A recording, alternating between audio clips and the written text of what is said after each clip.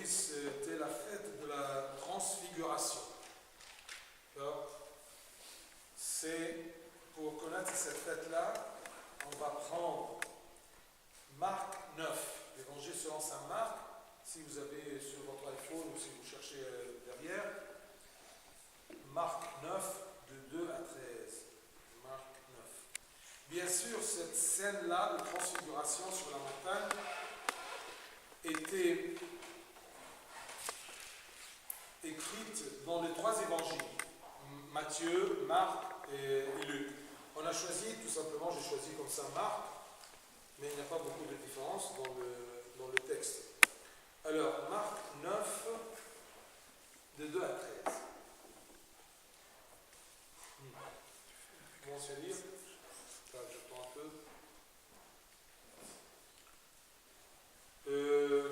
En attendant que vous ouvrez, je vous dis quelque chose.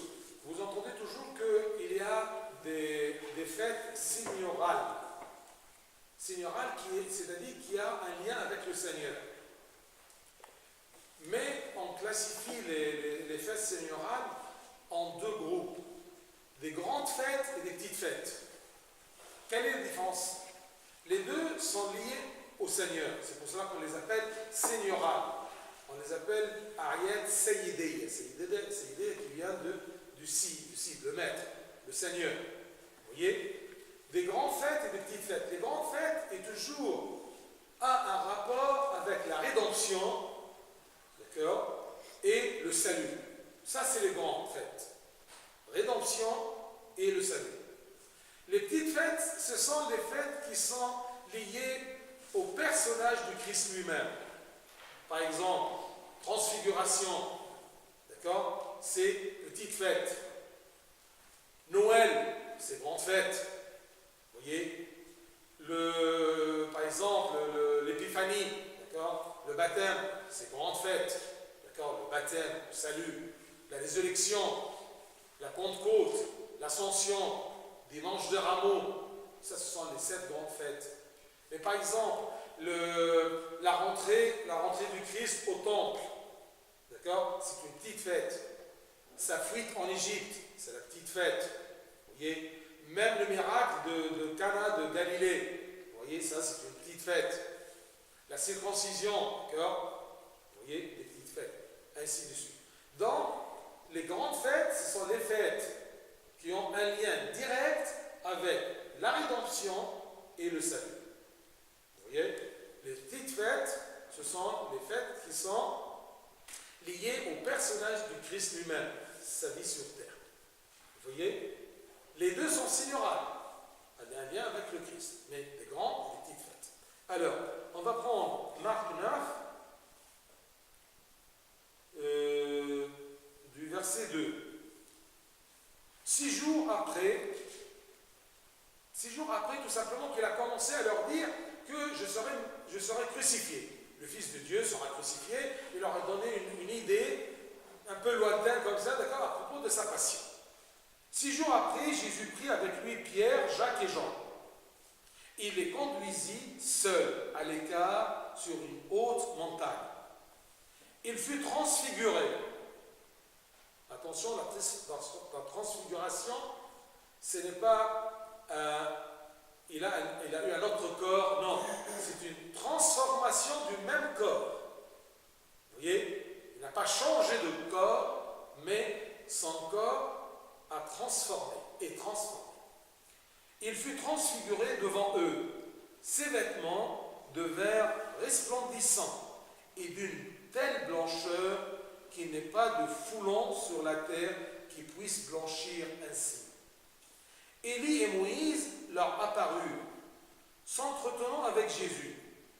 Pierre, prenant la parole, dit à Jésus: Rabbi, il est bon que nous soyons ici. Dressons 3 tentes, une pour toi, une pour Moïse et une pour Élie. Car ils ne savaient que dire.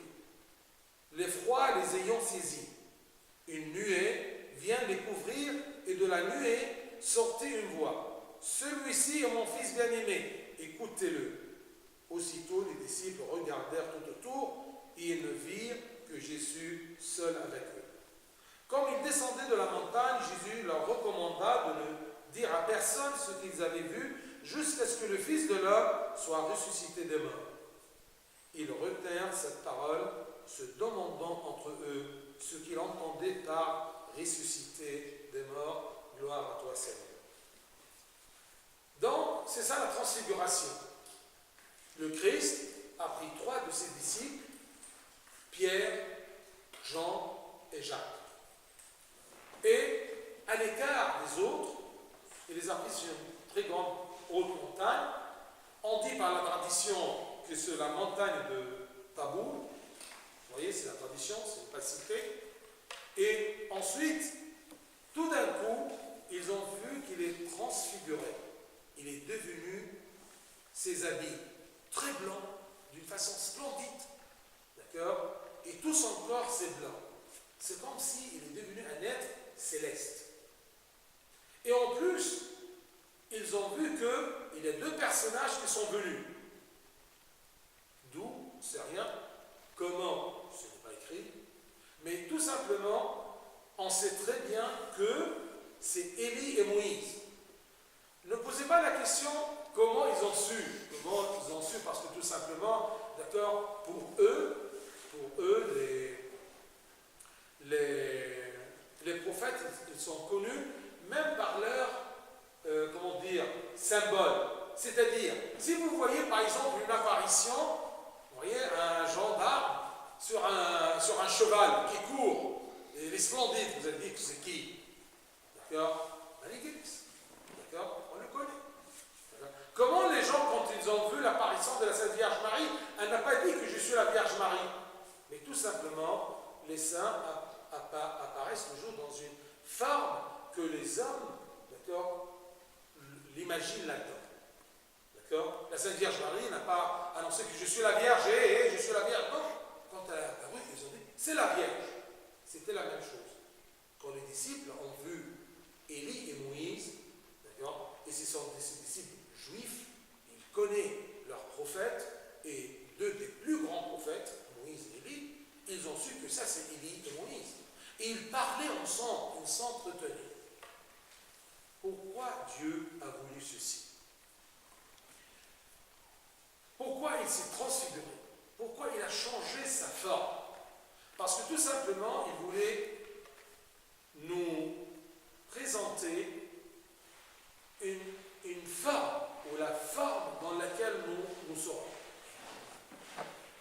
Après la résurrection, nous serons pareils. Qu'est-ce que c'est la transfiguration? Là, c'est Christophe. Qu'est-ce que c'est la transfiguration?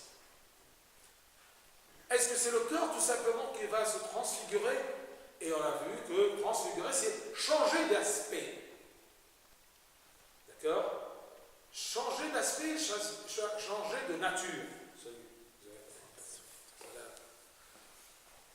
D'accord? Changer d'aspect. Est-ce que, après la résurrection, nous, on va changer d'aspect? Et est-ce que ça sera le corps et l'esprit, notre corps et notre esprit, ou notre corps tout simplement, ou notre esprit tout simplement? Eh bien, le Christ, par cette scène, il nous a révélé la vérité de ce changement que nous aurons dans l'éternité, dans le royaume. D'accord? C'est-à-dire qu'on a entendu parler qu'on sera des corps célestes. Qu'est-ce qu'un corps céleste? Même on apprend que notre transfiguration, notre vie dans le royaume, le corps, il changera de nature, c'est-à-dire il ne sera pas sous le poids du matériel. Il ne sera pas un corps qui va tomber malade, qui aura besoin de boire ou de manger. C'est comme c'est écrit que nous serons comme les anges aux cieux. Bien sûr, c'est une comparaison, mais vraiment, nous ne serons pas des anges avec des ailes. Mais notre nature va changer. La nature du corps, ça sera une nature d'un corps qui n'est pas sous le poids du matériel, le poids de la comment on dit, de la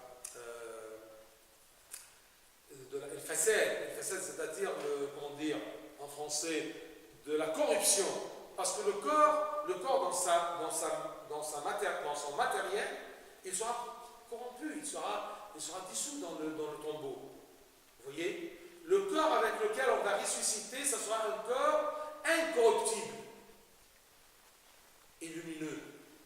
Comme exactement, plus ou moins, ce que le Christ, d'accord, nous a montré. Donc, cette transfiguration du Christ, on peut dire, comme les pères de l'Église, qu'en lui, d'accord, on va se transfigurer. Quand il s'est transfiguré comme ça, c'est pour nous dire que la nature humaine, en lui, elle sera transfigurée de cette façon-là, de point de vue corps et de point de vue âme. Mais est-ce que tous les gens sur la terre seront transfigurés dans cet aspect, dans cette nouvelle nature? Eh bien non. Que ce soit clair que les gens qui n'ont pas participé, comme c'est écrit en Saint Paul nous a dit à Éphésiens 5, il nous a dit que « Et ne prenez point part aux œuvres infructueuses des ténèbres, mais plutôt condamnez-les. » Donc les gens qui vont vivre sur terre dans les œuvres qui ne sont pas fructueuses, qui n'ont pas de fruits, d'accord, des vertus. Les gens qui vont vivre sur terre dans ces œuvres infructueuses, ces œuvres des ténèbres, d'obscurité, ils ne pourront jamais être transfigurés dans cette beauté et cette splendeur. Cette splendeur. Donc, nous serons transfigurés de cette façon. Parce que parfois tu te demandes, mais comment nous serons? Eh bien, comme ça. D'accord? Et la transfiguration, ce n'est pas qu'on aura un autre corps, non. Notre corps va changer de nature, va changer de signe. D'accord? Il sera lumineux. Il ne sera jamais sous le poids du péché. Et c'est ça ce que Dieu est venu pour nous faire. Que nous, corps et esprit, ceux-là seront délibérés du péché. Dans les cieux, quand on sera transfiguré, l'esprit ne peut pas pécher. Elle ne pourra pas pécher. Et imaginez-vous que même maintenant, eh bien, on peut avoir cette transfiguration-là. Parce que Saint Paul dit que les enfants de Dieu ne peuvent pas pécher. Parce qu'ils ont eu une nature différente. Le péché est quelque chose d'étrange pour eux, ils ne peuvent pas. Bien sûr, ne pas pécher, ça ne veut pas dire de ne pas commettre de péché. Mais ne pas pécher, c'est-à-dire ne pas supporter le péché, alors courir rapidement vers le repentir, vers le changement. Je ne peux pas accepter cet état. Parce que moi, je suis d'une autre nature, la nature d'enfant de Dieu. En moi, il y a l'Esprit de Dieu qui œuvre, qui vit en moi. Comme Saint Paul dit, ce n'est pas moi qui vis, mais c'est le Christ qui vit en moi. Comment ça? Eh bien, c'est une nouvelle nature. C'est une nature de quelqu'un qui ne peut pas faire le mal. Mais par faiblesse, parce qu'il est toujours, non pas encore transfiguré. Alors, tout simplement, il peut commettre par ignorance, par faiblesse, par paresse, par n'importe quoi, par faiblesse. D'accord? Tous les genres de faiblesse humaine, il peut pécher, mais il ne peut pas supporter. Il y a un, quand il est dans le tort, il n'est pas bien. Vous voyez? Même s'il vit un peu, mais il n'est pas bien. Et ça se voit dans son agressivité. D'accord? Parfois, vous vous sentez que vous êtes paisible. Et parfois, le moindre des choses. D'accord? Il y a une parole d'un autre, vous ne pouvez pas le supporter. Vous êtes expressif. Pourquoi? D'accord? Parce que vous êtes pas dans votre nature. D'accord? Quand tu dis à un chrétien, quand il dit je ne suis pas bien, c'est-à-dire qu'il est dans le péché. Il est loin de Dieu. Et c'est pour cela que l'Église commence à courir auprès de leurs enfants en leur disant, d'accord, comme le Christ a dit, quand tu as un fardeau très lourd, viens vers moi, c'est moi qui va te soulager. Ce n'est pas un copain ou un ami, ce n'est pas en se promenant beaucoup, d'accord, et en faisant des sorties, en organisant des sorties super. Non, oui, c'est bien, mais trop, c'est trop. D'accord? Cherche dans le plaisir et les sorties, d'accord, le changement. D'accord? On doit changer, oui. Les Anglais, ils disent toujours, rest is in change. Si tu veux avoir un peu de repos, change un peu. D'accord? Même il y a un prof qui m'a dit un jour, d'accord, si tu veux te reposer, tu es en train d'étudier par exemple une matière, d'accord, les maths. Si tu veux te reposer, d'accord, eh bien change la matière. Vous voyez? Mais continue à étudier. Mais se reposer, ce n'est pas de fermer les livres et sortir, d'accord, et s'amuser. Une fois que tu commences à te s'amuser, d'accord, tu ne peux pas arrêter. Et attention, si la personne, elle se laisse aller dans ce qui est facile et que ce qui est sans contrôle, il se laisse aller, il ne peut pas se contrôler parce que c'est attirant, c'est dominant. Comme l'alcool, on est addict d'être parmi les gens. Et croyez-moi que parfois, nous tous, quand on ne veut pas confronter notre vérité, eh bien, on se perd dans la foule. D'accord? On veut sortir, on veut être protégé par les gens. D'accord? Pour m'oublier dans la foule. Eh bien, la transfiguration, c'est autre chose. On peut se transfigurer là, déjà sur terre, c'est d'avoir la nouvelle nature, de garder la nouvelle nature, de la terre,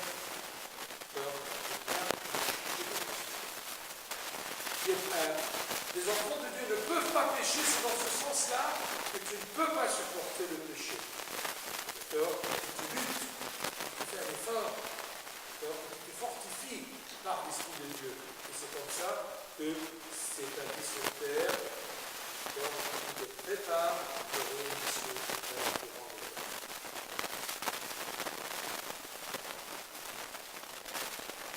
Ne prenez pas aux œuvres infructueuses. Pas parce que ces œuvres-là, on ne les fait pas tout seul. On est toujours attiré par quelqu'un qui nous encourage, qui nous tente, qui nous demande de tester. D'accord? Venez! Et ça commence toujours par un petit pas. Et on glisse la tête. On ne calcule pas le temps. Et de cette façon-là, on peut faire de notre vie, parce que je vous dis toujours que la vie, c'est l'accumulation du temps. Le temps, c'est la vie. Si tu perds ton temps, tu perds ta vie. Mais que ça soit clair, c'est que les loisirs n'est pas une perte de temps. La perte de temps, c'est que quand tu ne calcules pas, tu n'organises pas bien ton temps, eh bien tu perds ton temps. C'est comme je dis, quand tu travaille et ne joue pas. Quand tu joues, ne travaille pas.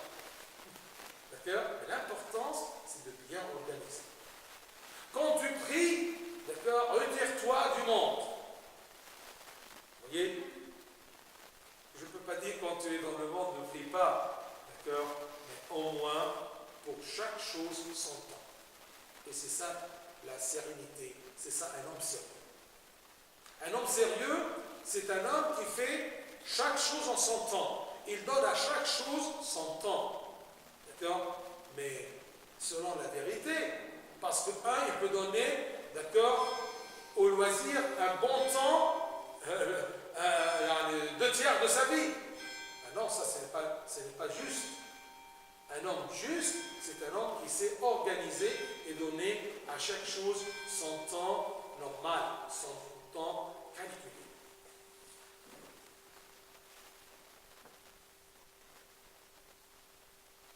Pourquoi il s'est incarné? Pour aussi nous montrer sa divinité. Ça, c'est très important. Et donner à qui cette preuve de sa divinité? Bien sûr, sa divinité, ça ne se voit pas tout simplement dans la transfiguration, mais dans le fait qu'il est transfiguré quand il a voulu, pour un moment, devant nous. Parce que parfois, l'humanité du Christ masque sa divinité. Et c'est vrai, toi-même dans ta pensée parfois, tu dis si le Christ, il est crucifié, il a vécu comme nous, donc où est sa divinité? Pourquoi il a supporté ça? Mais il a supporté ça pour toi, d'accord? Pour rentrer dans l'humanité et la soulever. J'aime bien cette métaphore-là, d'accord? Une humanité, une nature humaine déchue par terre. Elle a voulu tout simplement que le grand, le fort, le pur, le divin s'abaisse pour la soulever. Parce qu'il ne peut pas être dans sa place et lui dire, d'accord, bien, viens. Il ne peut pas. D'accord? Cette nature ne peut pas. Tu ne peux pas remonter du péché que par l'aide de Dieu.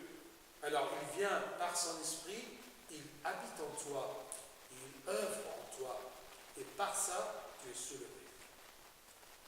Donc, la nature humaine du Christ, c'était un dépouillement de sa gloire pour nous. Il a quitté sa gloire pour nous, parce qu'il nous aime. Et j'insiste toujours à te dire ceci, à te rappeler ceci pour que tu saches pourquoi tu dois, si j'ose dire, tu dois aimer Dieu.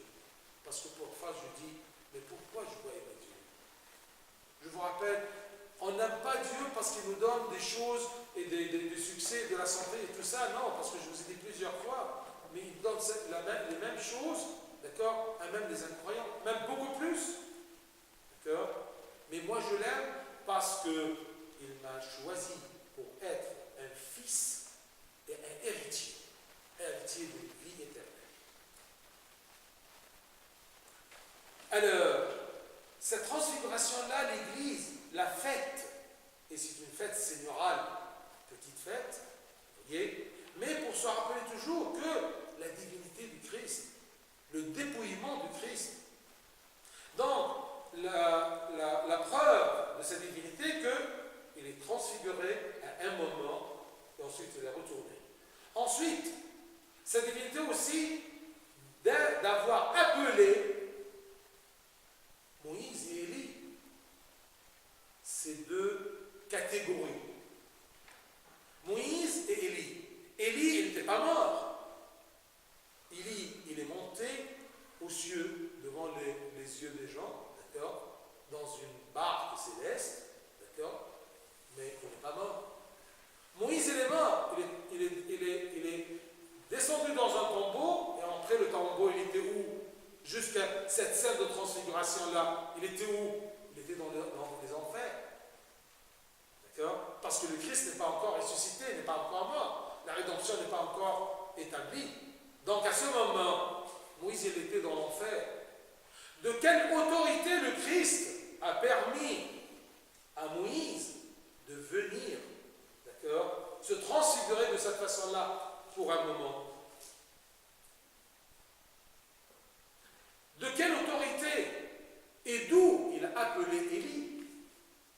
C'est le divin, il sait tout et il peut tout. Tu vas me dire que mais Moïse, il est sorti de l'enfer, d'accord, il s'est transfiguré, d'accord, et bien comment ça? Eh bien je te donne tout simplement un petit exemple. Vous savez comme quoi? Vous vous rappelez des trois hommes, des trois jeunes qui étaient dans la fournaise? Vous vous rappelez de ça? Hein? Eh bien le temps de Daniel et les deux autres qui étaient dans la fournaise du feu. Le roi, qu'est-ce qu'il a vu? Il a vu une transfiguration. Mais bien sûr, une transfiguration temporelle. Mais notre transfiguration, ça sera éternel. D'accord? Vous vous rappelez qu'est-ce il a vu, le roi? Il a vu que les trois jeunes sont là, debout. Et leur corps a eu une nature qui n'est pas influençable par le feu et les flammes. Et même c'est écrit que quand ils sont sortis, leurs habits n'avaient pas l'odeur du feu. C'est une transfiguration. Ce n'est pas un changement, ils n'ont pas eu un autre corps. que le leur, mais leur cœur, leur corps a été transformé, transfiguré dans une autre nature, d'accord, qui n'est pas influencée par le feu. Il y avait parmi eux, les trois, un quatrième homme, d'accord, semblable au Fils des dieux. C'est-à-dire, il était très splendide. Et bien sûr, c'était une apparition de Christ dans l'Ancien Testament. Et attention, il y a une différence entre des apparitions du Christ dans l'Ancien Testament et l'incarnation. Apparition, c'est autre que l'incarnation. Incarnation, il s'est fait homme, il a pris chair, il a vécu parmi nous. Il nous a montré comment cette chair humaine, elle peut se transfigurer. Et en lui, nous serons transfigurés. Si le corps est sous le péché, l'esprit aussi. L'esprit, quand elle sera transfigurée, elle sera un esprit loin de toute influence du péché. L'esprit au royaume, il ne pourra pas pécher. D'accord? Parce qu'elle est transfigurée. C'est terminé. D'accord? Et c'est pour cela qu'on attend ceci. D'accord? On a le zèle d'arrêter le combat. Tant que je suis dans cette nature, dans ce monde, dans cette chair, eh bien je lutte. Parce que comme je vous ai dit, il y a toujours un ennemi qui ne vous laisse pas tranquille. D'accord? Il veut bien vous arracher de votre relation, de votre filialité à Dieu. Que ça soit clair. J'aime bien quand je dis, si vous croyez bien que Dieu existe, vous devez croire bien que Satan existe. D'accord? Ce n'est pas des imaginations, c'est une vérité. Et si on dit qu'un chrétien, par sa foi, il vit, d'accord? Il vit dans la vérité parce que le Christ est vérité. Tout ce que le Christ nous dit est vérité. Et puisqu'il est la parole de Dieu, c'est bien qu'il a dit « Je suis la vérité ». C'est bien que Matthieu, tout simplement, il a rigolé maintenant quand j'ai dit « Croyez bien, vous devez avoir la foi que Satan existe ». Parce que si vous ne croyez pas que Satan existe, vous n'allez pas vous préparer au combat. Vous serez toujours vaincu par le péché et vous ne savez pas d'où ça vient. Est-ce que de votre nature ou est-ce que c'est les combats extérieurs? Vous ne savez rien. Mais si vous savez maintenant qu'il y a le Christ qui vous tient entre ses bras, mais il y a ce Satan qui veut vous arracher de ses bras par le péché. Et attention, Satan ne vous oblige jamais de faire le péché. Mais, d'accord, il vous trompe. D'accord? Il vous propose. C'est quand, par exemple, quand vous êtes à Paris, d'accord, ou même ici, au bord du lac, où il y a des petits marchands, d'accord, qui vous arnaquent tout simplement, d'accord, je ne sais pas, ici, là-bas, à Paris, eh bien, ils vendent les petites tours Eiffel. Ici, qu'est-ce qu'ils vendent? Je ne sais pas, d'accord? Vous voyez? Alors, est-ce qu'ils vous obligent d'acheter? Non. Qu'est-ce qu'ils font? À Paris, eh bien, ils sont là, ils vous collent. Oui, monsieur, il vous propose et il insiste. C'est ça le diable. Mais tu ne pourras jamais acheter que par ta volonté. Et parfois, il se colle à toi et parfois tu le regardes. Plus tu le regardes, plus il insiste. Parce qu'il a l'espoir qu'il a eu sa proie. D'accord? Mais si tu le laisses, si tu le pousses, non pas pousses physiquement, attention, mais si tu un non merci, et tu pars, et tu fuis, d'accord, eh bien tu es libéré de sa proposition et de sa insistance. C'est clair? Et c'est pour cela que Dieu, il a le droit, il est juste de vous juger. Tu ne pourras jamais lui dire « Ah non, c'est parce que c'est Satan qui m'a obligé. » On ne pourra jamais faire comme Adam et Ève. C'est la femme qui tu m'as donné. Et elle me dit « C'est la vipère. » Mais attention, même Adam et Ève, d'accord, Dieu n'a pas accepté leur excuse. Oui ou non, ils étaient punis. Donc, en fêtant la transfiguration, ça me donne l'espoir que même dès maintenant, durant ma vie sur terre, eh bien, ma nature change. changé, mais elle n'est pas complètement libérée de ce combat. Parce que tant que je suis dans le monde, d'accord, le prince du monde, c'est Satan. Et pourquoi on l'appelle le prince du monde? Parce que là-haut, dans les cieux, il ne peut pas agir. Mais son domaine d'agissement, c'est la terre. C'est pour cela qu'on l'appelle. Mais Dieu, il est Dieu de la terre et des cieux. Mais le seul domaine où Satan peut avoir ses activités, eh bien, c'est la terre. C'est sur la terre. C'est dans ma nature humaine. C'est clair?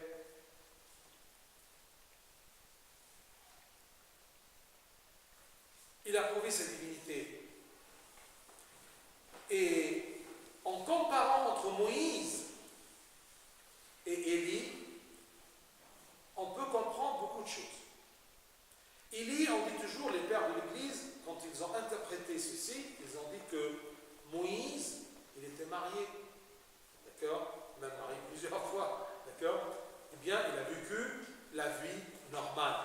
Élie était le célibat. La vie, comme on dit aujourd'hui, la vie monastique, la vie mystique. D'accord? Moïse, il a vécu dans le monde. Mais les deux ont eu la crainte de Dieu. Et les deux étaient transfigurés auprès du Christ. Nous serons transfigurés avec lui. Qui? Les moines? D'accord? Les ermites? Non.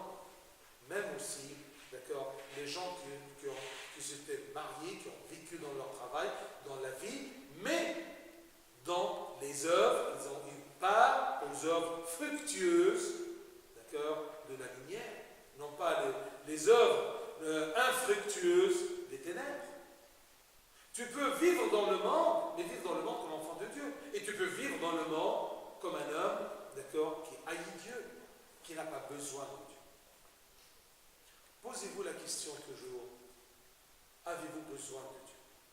Et si c'est oui, posez-vous aussi la question, j'ai besoin de Dieu, pourquoi? Pourquoi j'en ai besoin? Est-ce qu'il m'aide? Est-ce que c'est tout simplement ça? Mais des autres gens qui ne sont pas croyants, ils ont les mêmes résultats. Donc, moi j'ai besoin de Christ pour qu'il m'aide dans mon combat sur terre, pour vaincre et ressusciter avec lui, pour vivre la vie éternelle au royaume des cieux. C'est ça le christianisme. D'accord? C'est ça notre foi.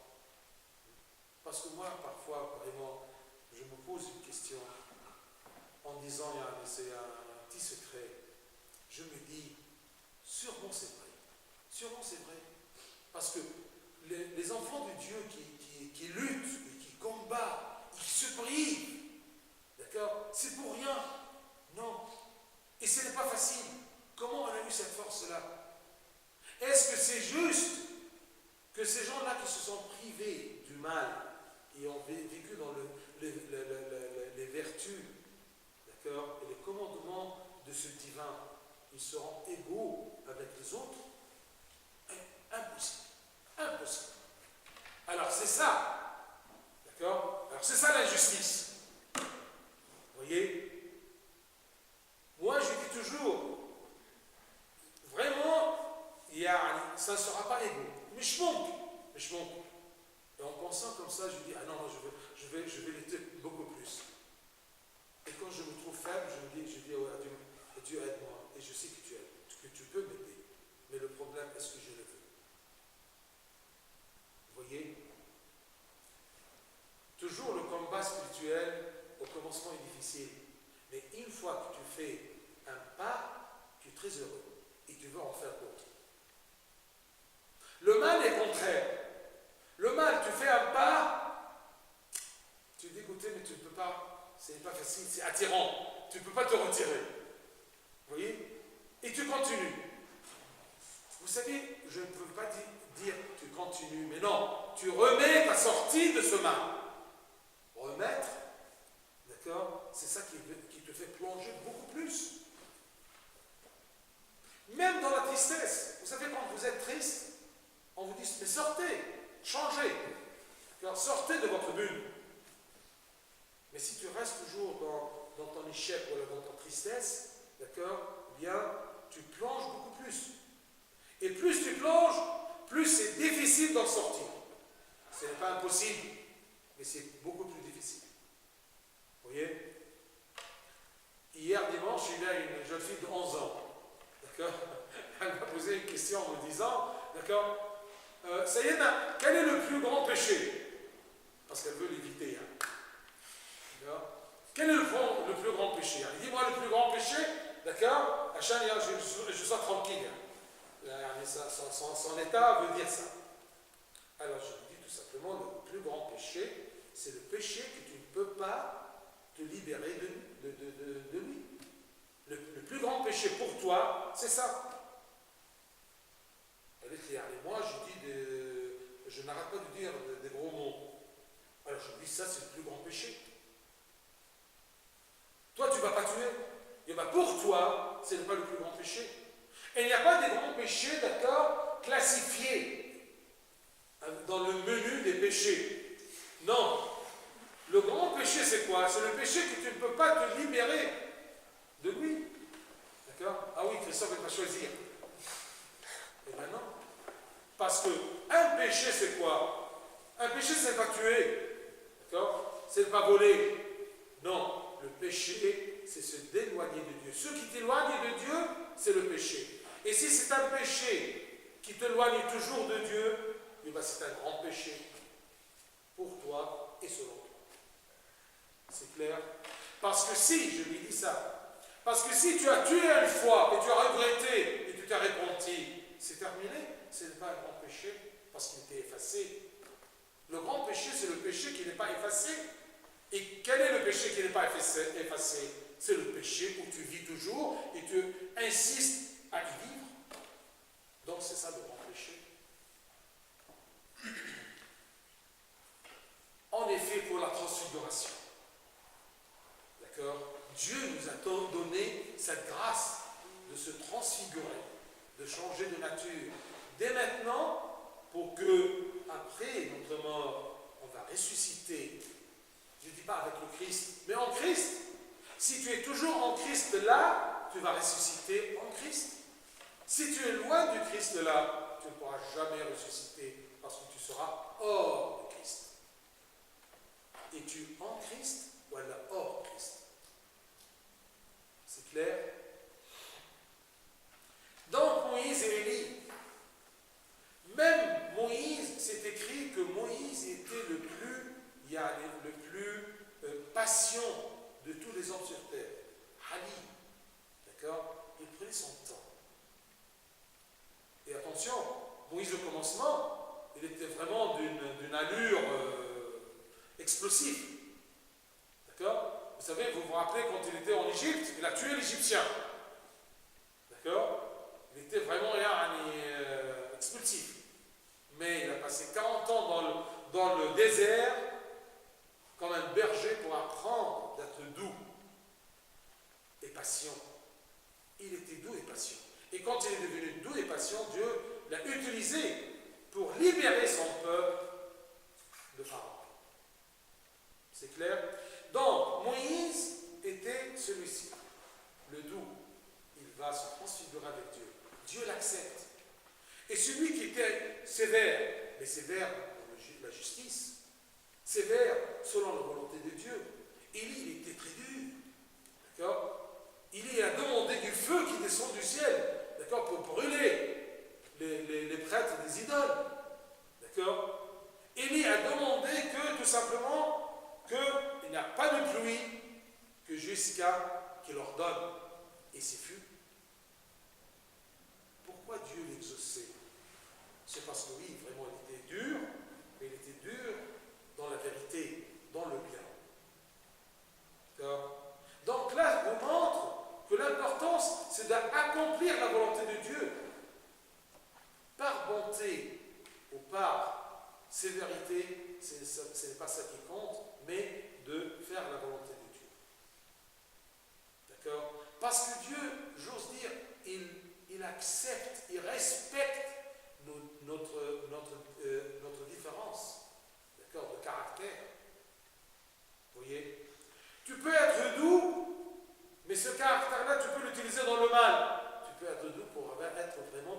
les gens. L'escroquerie. D'accord? Ce sont des gens très doux. D'accord? Ils vont faire passer la pilule, hein, facilement. Et tu sors en payant une somme. Donc, la douceur, elle peut être dans le mal. La sévérité, elle peut être aussi dans le mal et dans le bien. Un homme très sévère dans son travail, d'accord? Très sévère même vis-à-vis de lui-même, en se privant du mal, d'accord? En se privant du péché, d'accord? Eh bien, c'est la sévérité dans le bien. Même la colère en elle-même n'est pas un péché. Parce qu'on dit la colère de Dieu. Est-ce que vous croyez qu'on peut attribuer à Dieu quelque chose de mal? Non. Donc la colère elle-même, en elle-même, ce n'est pas un péché. Mais la façon d'utiliser la colère, tu l'as fait pourquoi? Pour te venger? Eh bien, c'est la haine qui est en toi. Est-ce que vous croyez quand le Christ est rentré pour chasser les vendeurs et les pigeons et les vaches et les moutons et les brebis, est-ce que vous croyez qu'il était souriant et doux? D'accord? Il disait quoi? Ish. Eh bien non, sûrement il était sévère. Vous voyez? Donc, accepte ton caractère, mais utilise-le dans le bien. Utilise-le pour plaire à Dieu. Plaire à Dieu.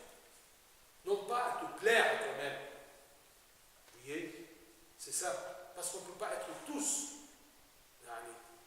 des doux. Vous voyez? Non. La différence dans la douceur est acceptée. Élie et Moïse. C'est clair?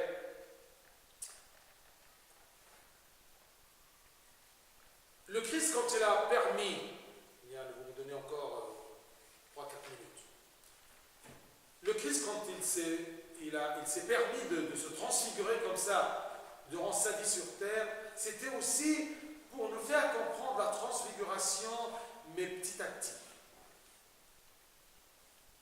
N'oubliez pas que Jean qui était là-haut et qui a vu cette transfiguration-là, et malgré qu'elle était petite, une simple partie de la splendeur de la gloire de Dieu, d'accord, ils étaient effrayés, d'accord, tous les trois. Et même dans je crois, dans l'évangile selon Matthieu, ils ont dit qu'ils sont tombés sur leur visage. Ils n'ont pas pu supporter sa splendeur. Alors Dieu, il a permis pour que les êtres humains, présentés ou représentés dans ces trois-là, ils commencent à connaître petit à petit, d'accord, cette transfiguration-là. Et vous pouvez voir que Jean, il a vu beaucoup plus dans sa vision. Regardez l'Apocalypse. Comment il a vu le Christ. Dans le premier chapitre de l'Apocalypse, c'est écrit que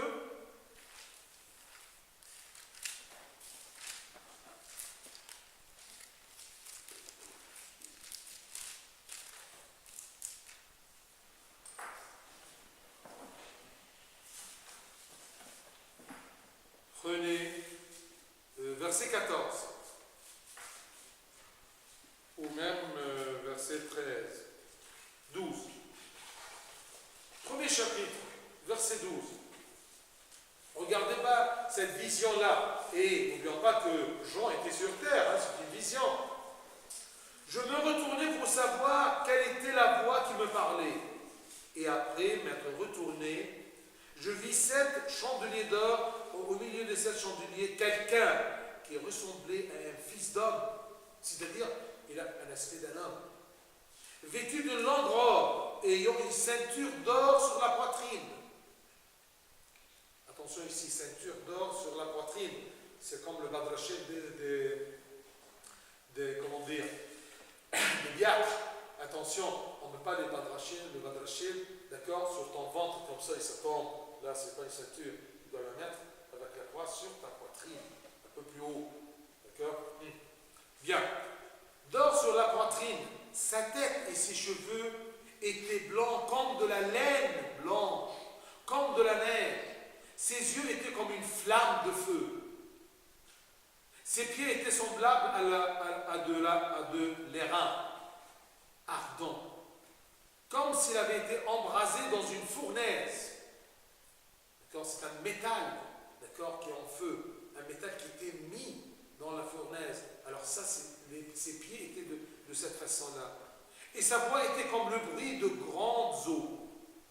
Ils avaient dans sa main droite 7 étoiles. De sa bouche sortait une épée aiguë, à 2 tranchants, et son visage était comme le soleil lorsqu'il brille dans sa force. Tu ne peux pas regarder un soleil qui brille dans sa force. Quand je le vis, je tombais à ses pieds comme mort. Mais il a supporté, parce que je m'imagine aussi qu'il a vu la transfiguration du Christ. Dieu l'a préparé. Comme maintenant exactement il nous prépare. D'accord? On a entendu parler à propos de cette transfiguration-là. D'accord? Vraiment, ça sera quelque chose d'effrayant aussi le jour de la résurrection et de cette transfiguration éternelle de notre nature, de notre corps et de notre esprit. Mais au moins, on était préparé pour ça. Donc la transfiguration et fêter la transfiguration dans l'Église, c'est un appel, c'est une invitation, d'accord, de te transfigurer, de essayer ou de tenir à changer ta nature dès maintenant pour pouvoir avoir part aux œuvres fructueuses de la lumière éternelle, de la lumière céleste, non pas les œuvres infructueuses des ténèbres. La transfiguration. C'est clair? Alors, bonne fête de transfiguration. C'est une petite fête ou une grande fête? Une petite fête. Parce que c'est concernant aussi, d'accord, la vie du Christ sur terre. Mais, c'est une fête signale. Est-ce que vous avez des questions?